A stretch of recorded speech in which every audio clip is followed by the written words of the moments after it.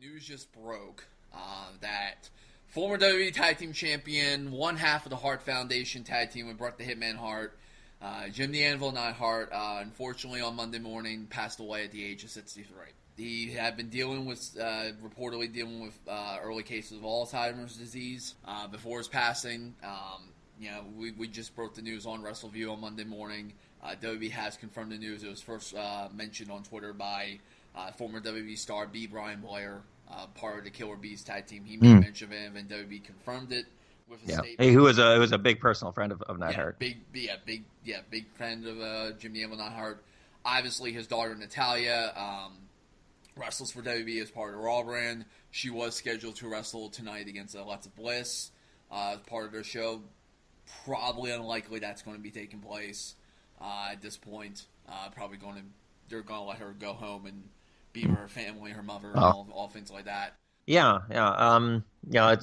not incredibly unexpected that he'd had drug issues forever, and all of those years on the road plus drugs, it takes its toll. And he said 63. That's 63 years old. Also former football player for the Oakland Raiders and the Dallas Cowboys. Yes, one of the few people in wrestling that had a football background that was an actual NFL background. Yeah, actually went into the NFL. Yes. Yeah, so which should tell you right there how good of an athlete he was. In the babyface Hart found when the original tag team that had in their babyface days, he was such a good fucking hot tag. Oh my god, he was so good as a hot tag. He'd just come in and just wreck fucking shop. It was beautiful, absolutely beautiful. And he and Bret had an amazing chemistry together. And something that I think has been completely forgotten in all of this, and it touched a little bit upon in Bret's book, but I think it's even overlooked in that,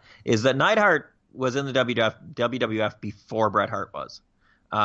He was hired under his own merit, and he was the one that Vince was big on at that point. And the size and all that, size and the energy he had. He's always a good promo, and it was it was a kind of a Hail Mary thing it was basically a favor that he did for Bret Hart of agreeing to do a tag team. Yeah. They had the idea. You could tell with the it was a really early trajectory, but they really had hopes that Neidhart could be somebody that would run up against Hogan someday. And he might have been able to actually pull it off. Like, you don't immediately put somebody with Jimmy Hart if you don't see a high trajectory.